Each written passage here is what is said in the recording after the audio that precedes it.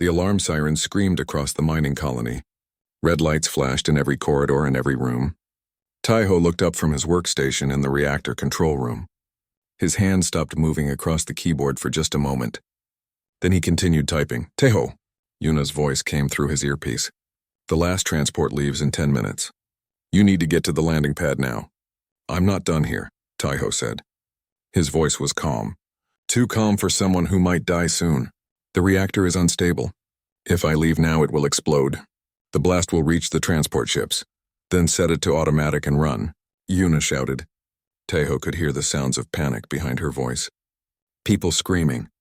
Children crying. Boots running on metal floors. Automatic is broken, Taiho said. He looked at the screen in front of him. Numbers and graphs showed the reactor getting hotter. I have to do this manually. Go, Yuna. Get everyone out. Taiho, please, go. He turned off his earpiece. The mining colony on Planet 7G had been peaceful for 3 years. Taiho had helped build it. He knew every pipe, every wire, every system. 500 people lived here. Miners, engineers, teachers, families. They came to dig valuable minerals from the red soil. They built homes. They built lives. Then the Vexari came.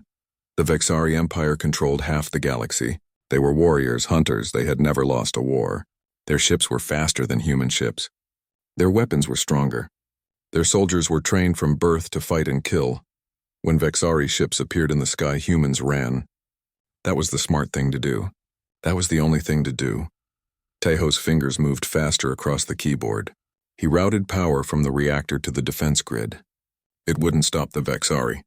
Nothing could stop them. But it might slow them down. Every minute he bought was another minute for the transport ships to escape. Outside, the sounds of battle grew closer. Explosions shook the walls. Metal screamed as Vexari weapons tore through the colony's outer defenses. Taiho could hear their war cries through the thick walls. They sounded like thunder mixed with broken glass. The door to the reactor room was heavy metal. It had 3 locks. Taiho had sealed it from the inside. He knew it wouldn't hold long. He didn't need long. Just 20 more minutes. Just until the transports cleared the planet's atmosphere. 15 minutes passed. The reactor temperature started to drop. Good, he was stabilizing it. Once it was safe, he could activate the emergency shutdown. The Vexari could have the colony. They could have the minerals, but they wouldn't have an explosion that killed their own soldiers. And they wouldn't destroy the transport ships full of innocent people. The door exploded inward. Taiho didn't turn around. He kept typing. His heart was beating fast, but his hands were steady. He had expected this. Heavy footsteps entered the room. 4 soldiers in black armor. Their helmets reflected the red emergency lights. They carried weapons that glowed with blue energy, weapons that could cut through steel like paper. Behind them, another figure entered, taller than the others. The armor was different, silver instead of black. A commander. The commander removed her helmet. Hana looked at the human sitting at the control panel. He was small compared to her warriors, weak, fragile, like all humans. His hair was dark and messy. His clothes were dirty with grease and sweat. He didn't even turn to look at her. He just kept working on his machine. Stop, Hana said in human language. Her translator made her words sound harsh and metallic. Taiho kept typing. I said stop. Hana walked closer. Her warriors raised their weapons. You are surrounded. Your people have fled. This colony is ours. 10 more minutes, Taiho said quietly. He was talking to himself, not to her. Hana felt something strange. Confusion.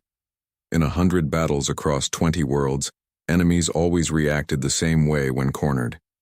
They fought with desperate rage, or they begged for mercy, or they surrendered with empty eyes.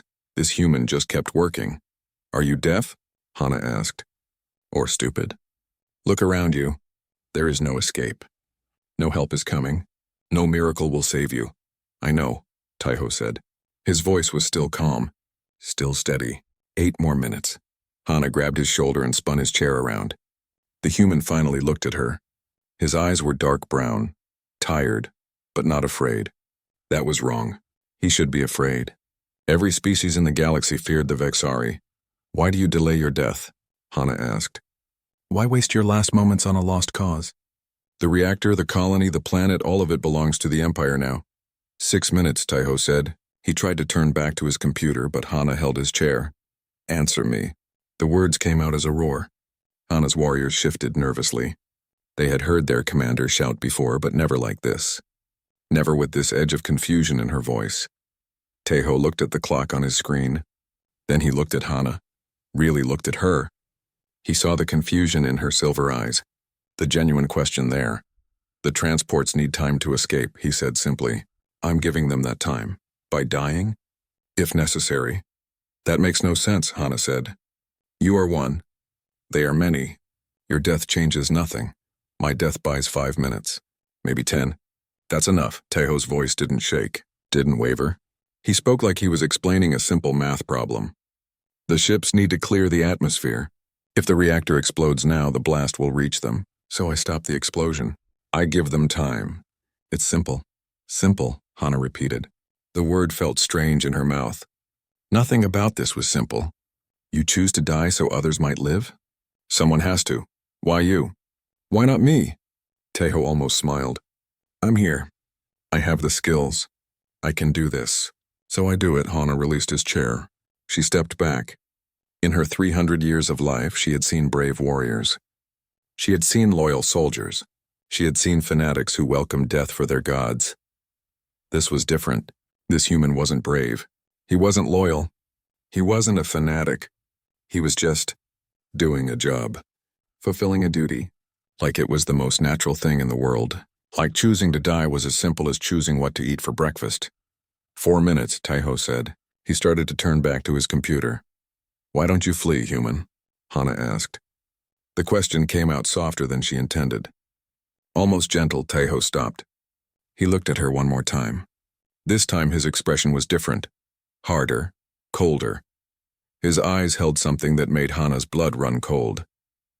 Not anger, not hate, just absolute certainty. Because someone has to draw the line, Taeho said. Today it's here. Today it's me.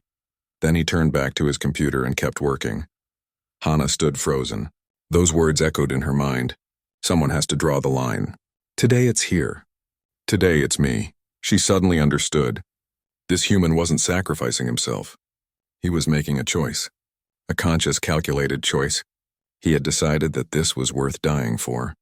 Not in a moment of passion. Not in a rage of glory. Just a calm, quiet decision that some things were more important than living. The reactor alarm changed tone. The temperature was dropping faster now. Taeho had done it.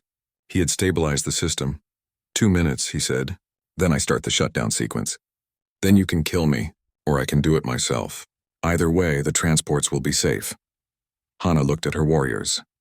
They were watching the human with the same confusion she felt.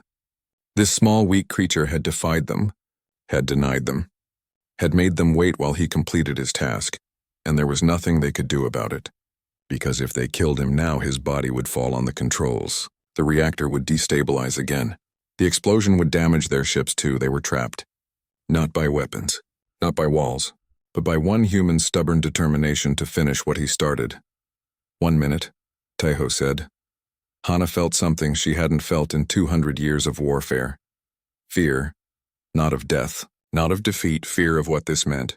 Fear of what this said about humans. Fear of a species that could look death in the eyes and say, not yet. I'm not done.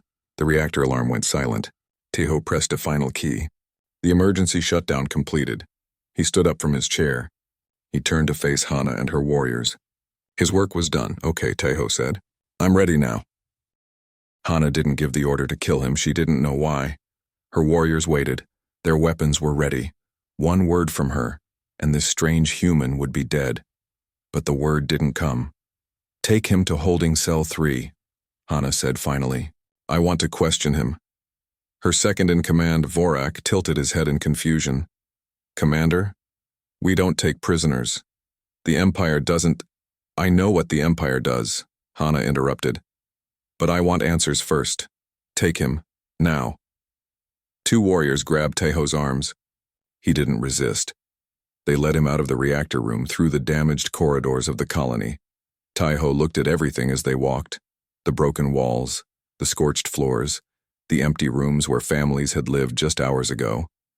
He didn't look sad. He looked satisfied. The holding cell was small, just a metal room with a bench. They pushed Taiho inside and locked the door. Hana stood outside, watching him through the transparent barrier. "Water?" Taiho asked. "I've been working for 18 hours. I'm thirsty." Hana blinked. He was captured, surrounded by enemies who had destroyed his home, and he was asking for water like he was at a restaurant.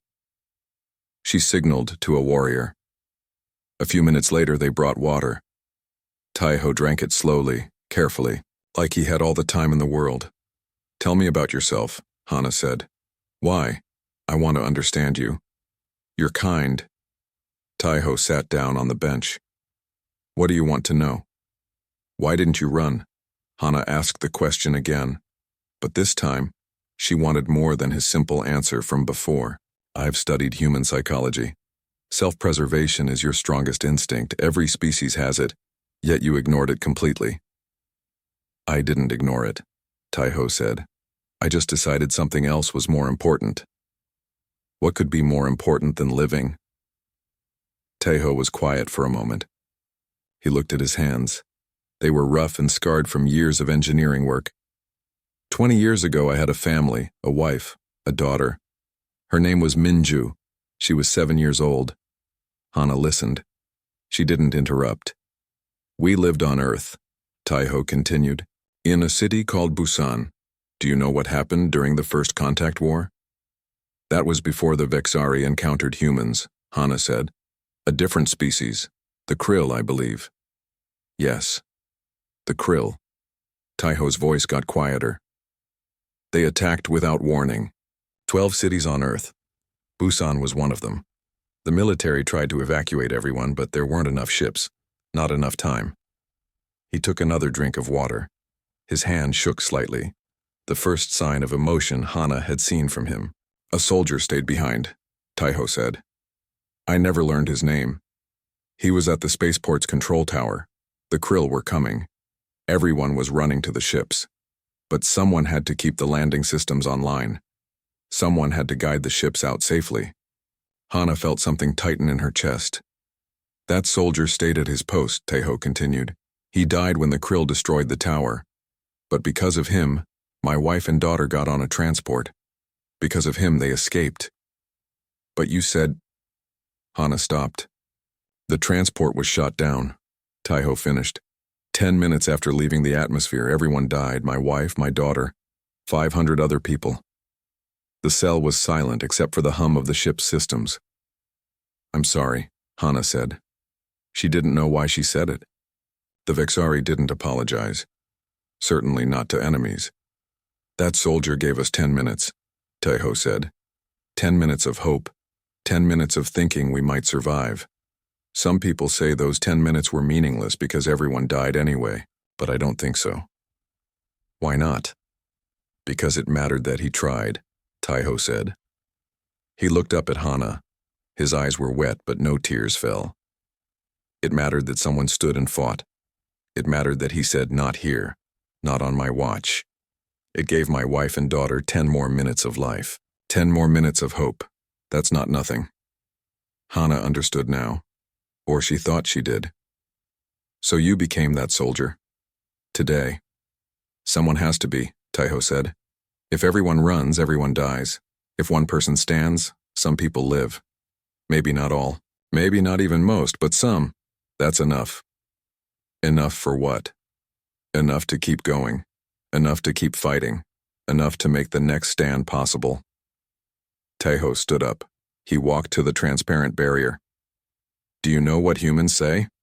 Someone has to be the first one to stop running. Today I was that someone." Hana stepped back. Not because she was afraid of him. The barrier was strong. He couldn't hurt her. But his words hit harder than any weapon. "Your people evacuated safely," Hana said. "My scouts report that all transport ships escaped the system.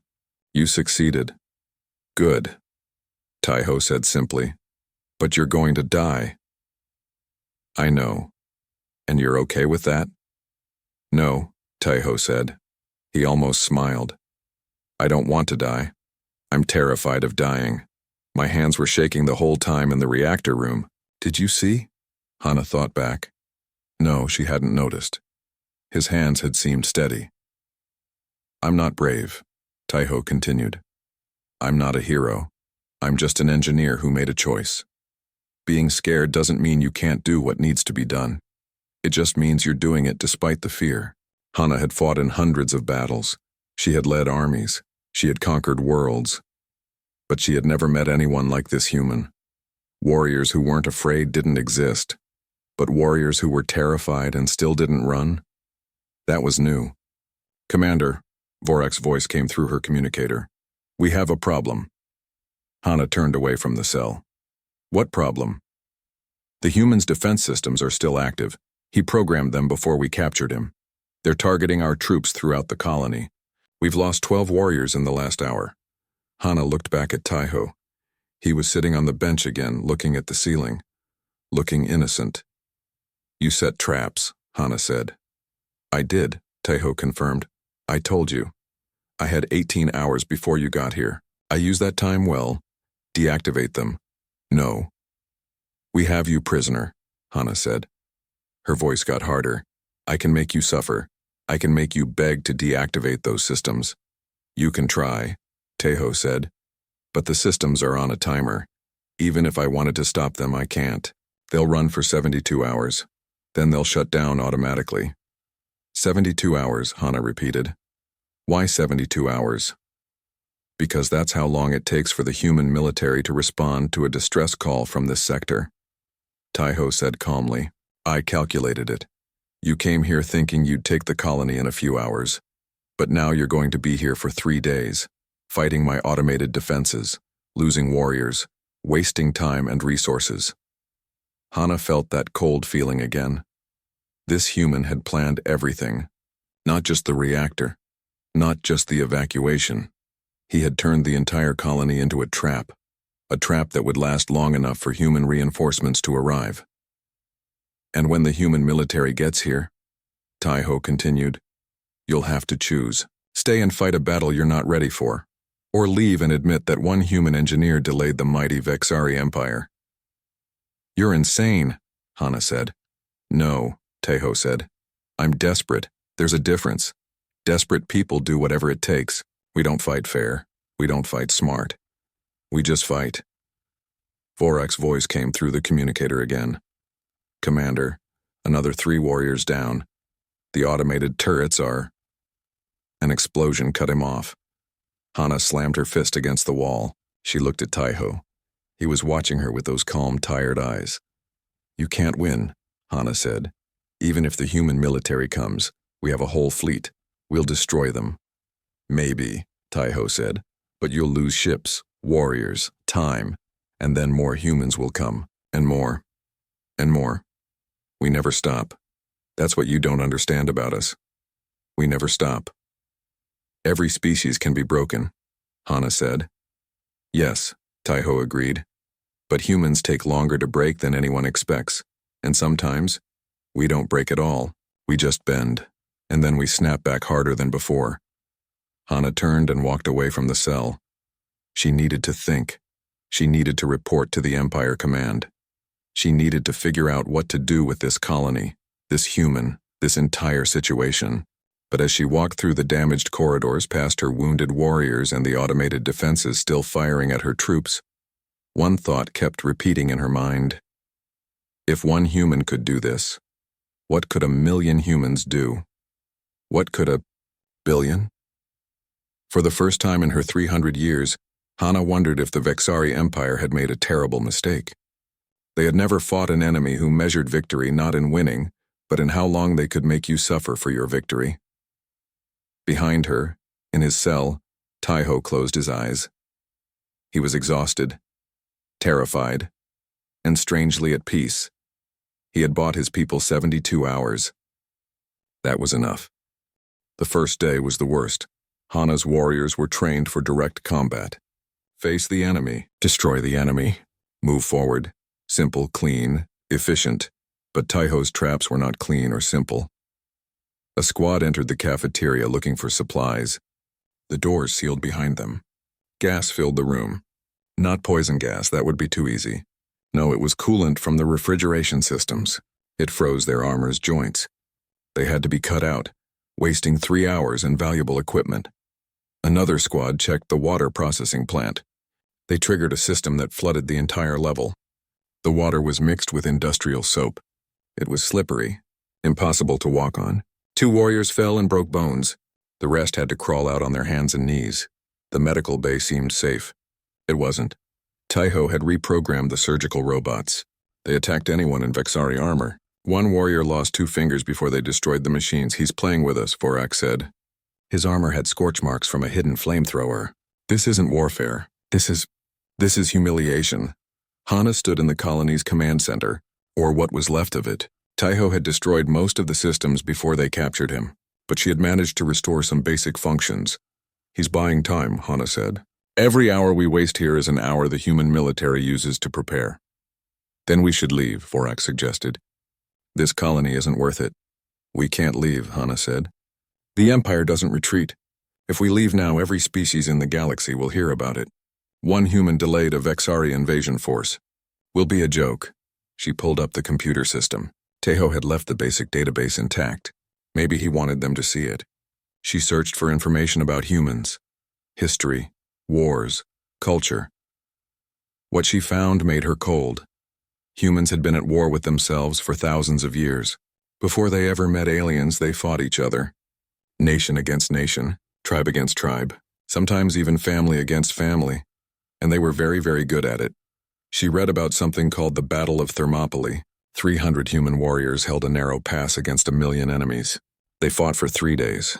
They all died. But they delayed the enemy army long enough for their people to prepare. She read about something called Stalingrad, a human city that was besieged for months. The defenders ate rats, burned furniture for warmth, died by the thousands, but they never surrendered. Eventually they won. She read about something called the Alamo, a small fort. Fewer than 200 defenders, thousands of attackers. The defenders knew they would lose. They fought anyway. They all died. But their sacrifice inspired others to keep fighting. Humans had a word for this kind of fighting. They called it a last stand, and they were proud of it.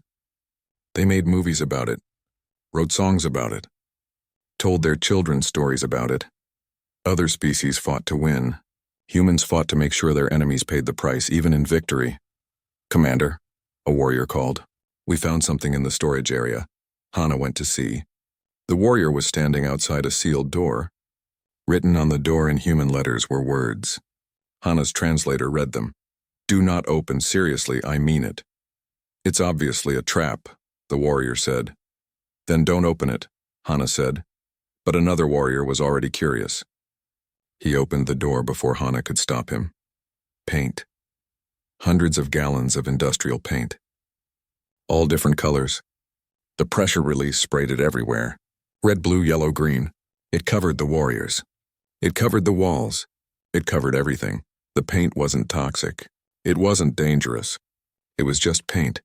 But now 5 of her warriors were bright colors. And the paint wouldn't come off easily. They looked ridiculous. Hana heard a sound. A strange sound. It took her a moment to recognize it. Somewhere in his cell, Taiho was laughing. Not loud. Not cruel. Just a tired, quiet laugh of someone who had set up a joke and was pleased it worked. That human is mocking us, Vorak said. His voice shook with rage. We should execute him. No, Hana said. She was staring at the painted warriors. He wants us angry. Angry people make mistakes. We stay calm. We stay smart. But staying calm was hard when you were fighting a building. On the second day, things got worse. The automated defenses were learning. Somehow, Taiho had programmed them to adapt. When the Vexari tried one tactic, the systems changed to counter it. When they tried a different approach, the defenses shifted again. It was like fighting a living enemy. Except the enemy was everywhere and nowhere at once. Hana went back to Taiho's cell. He was sleeping, or pretending to sleep. She opened the barrier's communication system. How are you doing this? She demanded. The defenses are adapting. You're in a cell. You have no computer. No tools, how? Taiho opened his eyes. He looked even more tired than before. I'm not doing anything. I set up the systems to use machine learning. They teach themselves. That's not possible with the colony's technology. It is if you know how, Taiho said. I've been an engineer for 20 years. I know this colony better than I know my own home, better than I knew my own family. His voice got sad on that last word. You're going to get more of my warriors killed, Hana said. Yes. Doesn't that bother you? Yes, Tahoe said. I'm not a monster. I don't enjoy killing, but you came here to take our colony, to maybe kill my friends, so I'm defending it. That's how war works. This isn't war, Hana said. This is terrorism. No, Tahoe said. He sat up. Terrorism is attacking innocents to create fear. I'm attacking soldiers who invaded my home. That's called defense. There's a difference. Hana wanted to argue, but she couldn't. He was right. The Vexari had attacked first. They were the invaders. We could destroy the whole colony, Hana said. Burn it all, kill you. Leave nothing. You could, Tahoe agreed. But then what do you gain? You came here for the minerals. For the strategic position. If you destroy everything, you lose what you came for. I win by making sure you can't profit from invading us. Hana felt trapped again. Every option led to a loss. Stay and fight a building that was slowly killing her warriors. Leave and look weak. Destroy everything and gain nothing. Checkmate, Tahoe said quietly. What? It's a human game. Chess. Checkmate means you've lost before you even know it. Hana turned away. She went back to the command center. Vorak was waiting with more bad news. 3 more warriors injured, he reported. 1 seriously. And we've detected a human ship approaching the edge of the system. How long until it arrives? 36 hours, Hana did the math. Tahoe's 72-hour countdown was halfway done. And now human reinforcements were coming right on schedule, just like he had planned. She pulled up information about the approaching ship. It was a military vessel. Not huge, but well-armed. The captain's name was Jiho. Send a warning to that ship, Hana ordered. Tell them this system belongs to the Vexari Empire now. Tell them to turn back or be destroyed. The message was sent. An hour later, they received a reply. It was a voice message. A human male voice. Calm and professional. This is Captain Jiho of the Human Defense Force. We have received a distress call from our colony. We are coming to investigate. If you are still there when we arrive, we will consider it an act of war. I suggest you leave while you can, Vorak laughed. He suggests we leave? 1 ship against our entire fleet? Humans are crazy. But Hana wasn't laughing. She went back to the computer. Back to the human history files. She looked for information about human military tactics. What she found terrified her. Humans didn't fight fair. When they were outnumbered, they used tricks, traps, ambushes. They would sacrifice small forces to destroy larger ones. They called it asymmetric warfare, and they were experts at it. She found records of human battles against alien species. Small human forces defeating much larger enemy armies, not through strength but through stubbornness. Through willingness to take losses that would make any other species surrender. There was a human saying, the harder you hit us, the harder we hit back. Another one. We can lose every battle and still win the war. And one more that made Hana's blood run cold. You can kill us, but you can't make us quit. She looked at Taiho's cell on her monitor. He was awake now, staring at the ceiling, probably counting down the hours until Captain Jiho arrived. Hana realized something terrible. Taiho wasn't a soldier. He wasn't even a warrior. He was just an engineer, a civilian. If this was what a civilian human could do, what would actual human warriors do? On the 3rd day, Hana made her decision. Prepare the fleet for departure, she told Vorak. Commander, we're leaving. This colony is not worth the cost. But the Empire doesn't need to know, Hana said. We'll report that the colony was worthless. Damaged beyond repair. Not strategic, she was lying. She knew it. Vorak knew it, but Vorak was also tired of fighting a building. He didn't argue. Before they left, Hana went to Taiho's cell one last time. We're leaving, she said. Taiho looked surprised. Really? Don't look so shocked, Hana said. You won, congratulations. I didn't win, Taiho said. I just didn't lose. There's a difference. What's the difference? Winning means destroying the enemy, Taiho explained. Not losing means surviving long enough for someone else to win. I did my part. Now Captain Jiho will do his. Hana wanted to say something, to explain why she was leaving, to warn him about future battles, to tell him that this wasn't over, but she didn't. She just turned and walked away, as her ship lifted off from the colony. Captain Jiho's ship arrived 6 hours after the Vexari departed. Tejo was in the medical bay when he heard the landing. He had been treating his own injuries as best he could. Nothing serious, cuts, bruises, exhaustion. The door opened. A man in military uniform entered. He was young, maybe 30. His eyes scanned the room professionally before settling on Tejo. "You're the engineer?" Jiho asked. "I am. I'm Captain Jiho. We got your distress call." He looked around the damaged medical bay. "Looks like you had quite a time here." "The Vexari came," Tejo said. "I held them as long as I could. They left this morning." "You held them," Jiho repeated. He pulled out a portable scanner and began checking the colony's systems. According to our intel, a full Vexari invasion force was here. 5 ships. At least 200 warriors. "And you held them alone?" "I had help," Tejo said. "The colony itself helped." Jiho looked at him with new respect. "I need to see what you did. For the record. And because we need to learn from this." For the next 3 hours, Tejo showed him everything. The reactor stabilization, the automated defenses, the traps. The paint. Jiho laughed at the paint. "You made them look ridiculous." "I made them angry," Tejo corrected. "Angry enemies make mistakes." "That's military thinking," Jiho said. "You ever serve?" "No, but I read a lot." Tejo sat down. He was too tired to stand anymore. "Captain, did everyone get away?" "The transports?" "All of them. 500 people safe. 0 casualties." Tejo closed his eyes. Something tight in his chest finally relaxed. "Good, that's good. You saved a lot of lives," Jiho said. "You're a hero." "I'm not a hero," Tejo said. "I'm just tired." While Jiho secured the colony, something else was happening 3 systems away.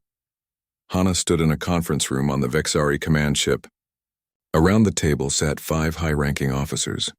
On the screen was a scientist named Nari. She was small for a Vexari with lighter skin and curious eyes. "Commander Hana," the lead officer said.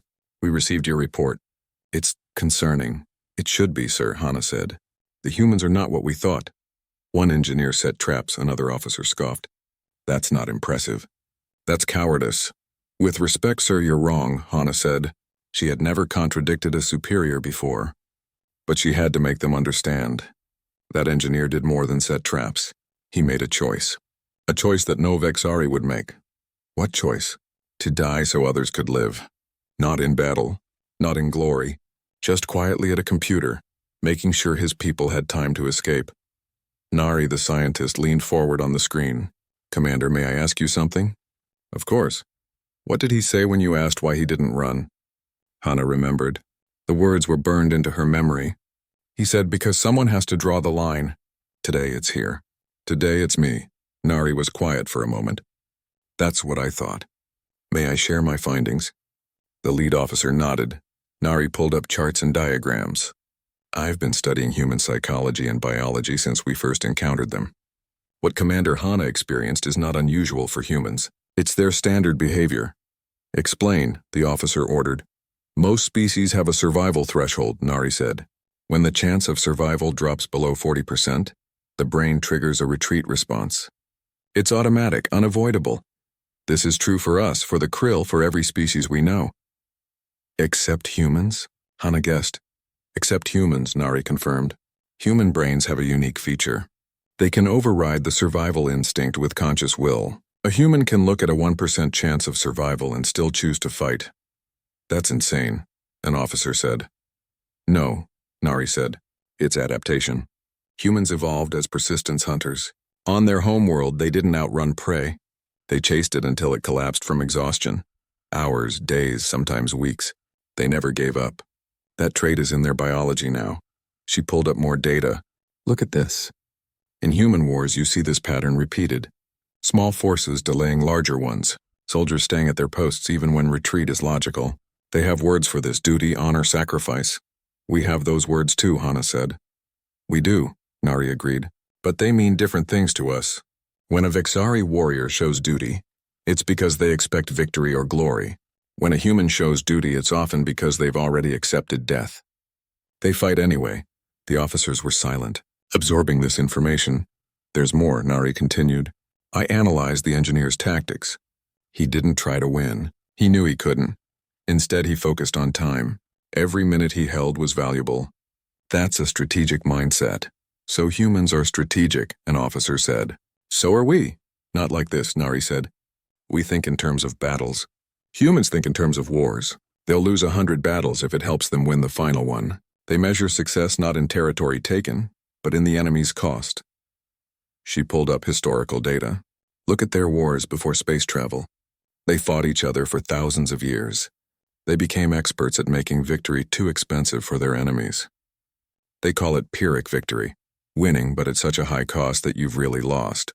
Hana felt cold again. That's what Taiho had done. He hadn't stopped the invasion. He had just made it so expensive that Hana chose to leave. So what do you recommend? The lead officer asked. I recommend we don't fight humans unless absolutely necessary, Nari said. And if we must fight them, we need to be prepared for casualties. Serious casualties. Because they won't quit. They'll just keep coming, like water wearing down stone. Eventually, they'll win through sheer persistence. The meeting ended. The officers left to discuss strategy. Hana stayed behind with Nari's image on the screen. You think we made a mistake, Hana said. Attacking humans. I think we don't understand them yet, Nari replied. And fighting something you don't understand is always dangerous. That engineer, Hana said. Taiho, he wasn't special, was he? He was just normal for a human, probably, Nari said, which is the terrifying part. If a normal human can do that, imagine what their soldiers can do. They're generals. They're leaders, Hana thought about that. Thought about a species where every individual was capable of choosing death over retreat, where the baseline citizen could become a strategic obstacle, where the only way to truly win was to make them believe the cost was worth it. We need to negotiate with them, Hana said suddenly. What? Not fight, negotiate, find common ground. Because if we go to war with humans, it will never end. We might win battles, might even conquer their worlds. But they'll never stop resisting, never stop fighting back, and eventually the cost will break us, Nari smiled. It was the first time Hana had seen her smile. I think that's very wise, Commander.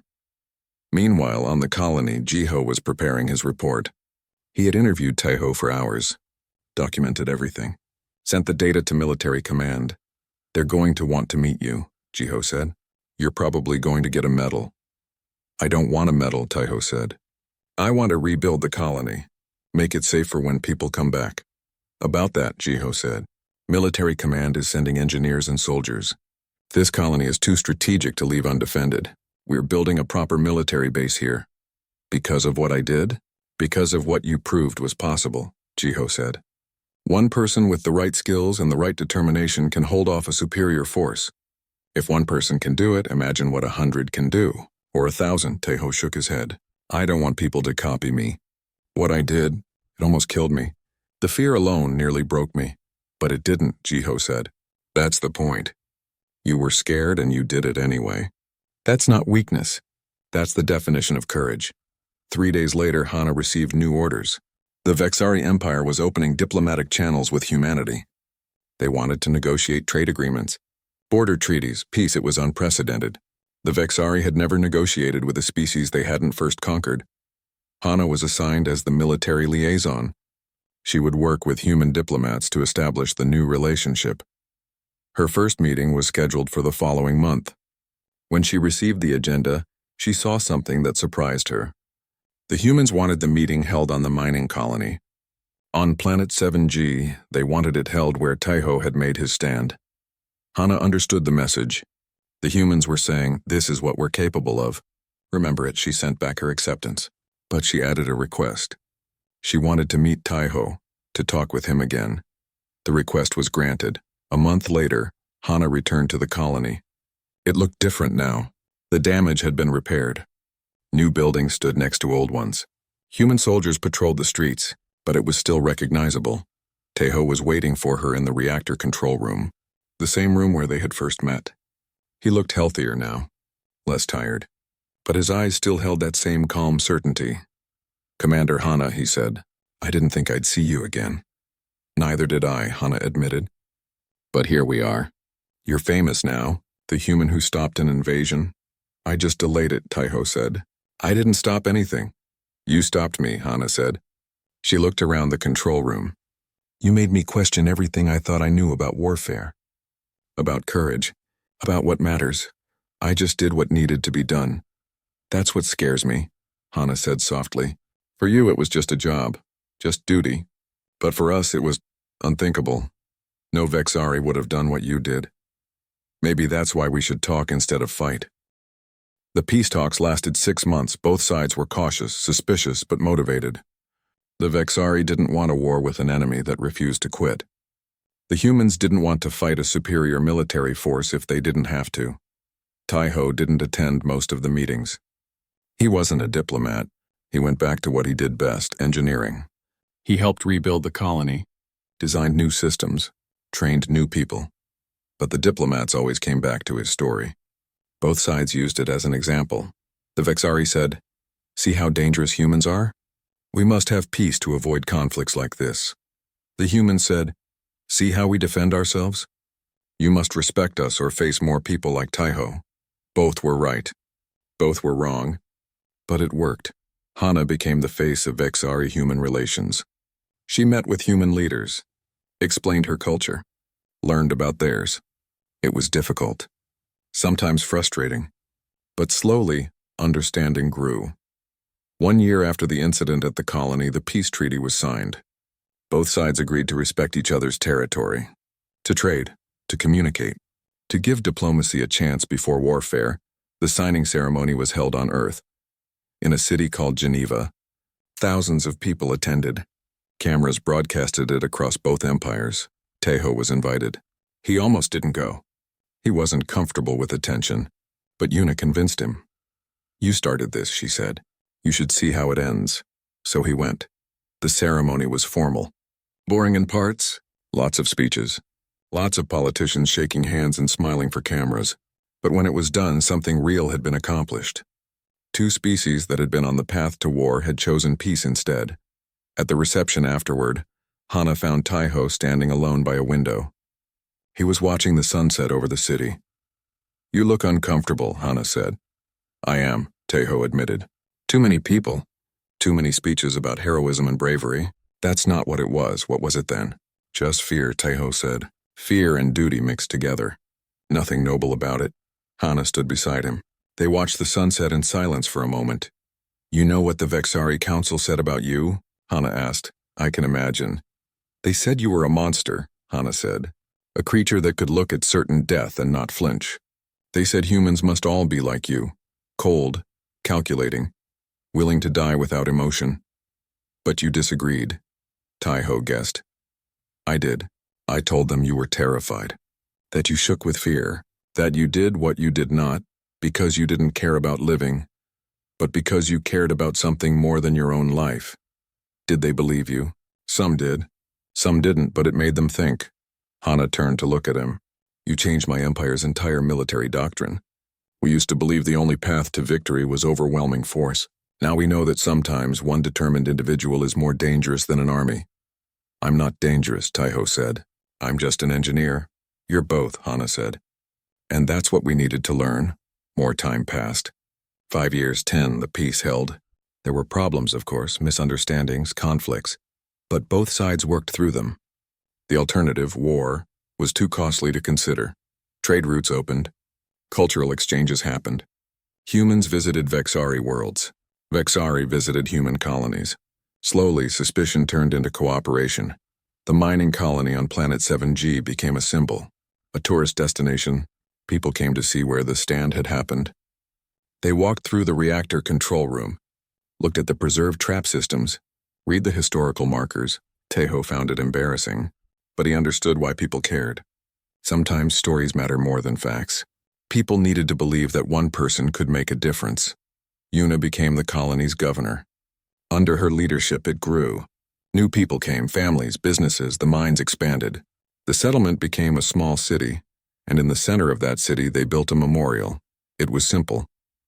Just a stone pillar with names carved into it.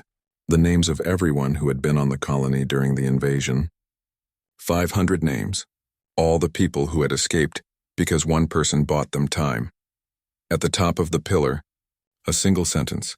Someone has to draw the line. On the 10th anniversary of the stand, they held a ceremony at the memorial. Taiho was 50 years old now. Gray hair at his temples, lines on his face. But still the same calm presence. Hana was there too. She had retired from military service and was now a professor. She taught Vexari students about human culture, tried to build understanding between the species. They stood together at the memorial. Around them, hundreds of people gathered, humans, Vexari, even a few other alien species that had heard the story and come to see. A young human girl, maybe 10 years old, approached Taeho. She held a flower. "Are you the hero?" she asked. Taeho smiled. He knelt down to her level. "I'm Taeho. Who are you?" "I'm Suman," the girl said. "My grandmother was on one of the transport ships. She says you saved her life." "I helped," Taeho said, "but a lot of people saved each other that day. She wants me to give you this." Suman held out the flower. "She says thank you." Taeho took the flower. His eyes got wet. "Tell your grandmother she's welcome, and tell her I hope she's had a good life." "She has," Suman said. "She got married and had kids and grandkids. That's me, so I'm here because of you." After the girl left, Hana spoke softly. "Do you ever regret it?" "Regret what?" "Staying. Risking your life. All of it." Taeho thought about that. He looked at the crowd, saw humans and Vexari standing together, saw children playing, saw life continuing. "No," he said. "I don't regret it. If I had run, those people on the transports might have died. Suman wouldn't exist. This piece might never have happened, so no regrets, even though you almost died? Especially because of that," Taeho said. "If it had been easy, it wouldn't have mattered. The sacrifice is what gave it weight. What made both our people stop and think." Hana placed a smooth stone at the base of the memorial. It was a Vexari tradition. Stones for the dead, or in this case for those who should have died but didn't. "My people have a new saying," Hana said. "When someone does something brave, we say they drew the line. It comes from you. From what you said that day." "I'm not sure I like being a verb," Taeho said. Hana laughed. It was a sound Taeho had never heard from her before. Real, warm, human in a way. "You changed everything," Hana said. "One person, one stand. And now our empires are allies instead of enemies. My children go to school with human children. They learn each other's languages, share each other's food. That's your legacy." "I was just trying to buy time," Taeho said. "You bought us all time," Hana said. "Time to think. Time to choose a better path. Time to be better than our first instincts." That night, after everyone left, Taeho returned to the memorial alone. He placed his own stone beside Hana's, but his stone was different. It had 2 names carved into it. Minju, his daughter who had died in the First Contact War, and one more name. The soldier who had stayed at his post so others could evacuate. The soldier whose name Taeho had finally learned years later. Junho. Just Junho. No rank. "No title, just a name. I kept the line," Taeho said to the stone. To the memorial. To the memory of a soldier he'd never met. "Just like you did." "I hope that matters." The wind blew across the colony, carrying voices, laughter, life. It mattered. 20 years later, Taeho was old. His hair was white. His hands shook sometimes. But his mind was still sharp. He lived in a small house on the edge of the colony. The city had grown around him, but he liked the quiet spot where he was. One day, a young Vexari came to visit. He was a student studying military history. Honored Elder Taeho, the young Vexari said. His human language was good but formal. "I'm writing a paper about your stand. May I ask you a question?" "Sure," Taeho said. He was sitting on his porch drinking tea. "When Commander Hana asked why you didn't flee, what did you really mean?" "Because someone has to draw the line." "I've read 100 analyses of those words." "But what did you mean?" Taeho was quiet for a long time. The student waited patiently. "I meant," Taeho finally said, "that every choice creates a line. A boundary between what was and what will be. Most of the time those lines don't matter much. But sometimes they matter a lot. And when you see one of those moments, you have to choose. Step back or step forward. Run or stand. Let it happen or make it stop. And you chose to stand. I chose to draw my line at that reactor. On that day, in that moment." Taeho looked at the young Vexari. "But I'm not special. Everyone draws lines. Your commander, Hana, she drew a line too. She chose to retreat, to learn, to negotiate. That was her line.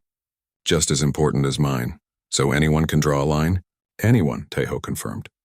"The question isn't whether you can. It's whether you will. When the moment comes, will you stand or run? Both are valid sometimes. But you have to choose. The student left satisfied. Tejo finished his tea. He thought about Hana. She had visited last year. They were friends now. Strange how that worked. Enemy to friend. Warrior to teacher. Fear to respect. She had told him something interesting. The Vexari had erected their own memorial. On their homeworld. It honored humans who had shown courage. Tejo's name was on it. First on the list. But below his name were others. Human soldiers, diplomats, engineers. Ordinary people who had done extraordinary things. Each had drawn their own line in their own way. Tejo looked at the sunset. Another one. He'd seen thousands of them from this porch. He thought about the girl, Suman. She'd be an adult now.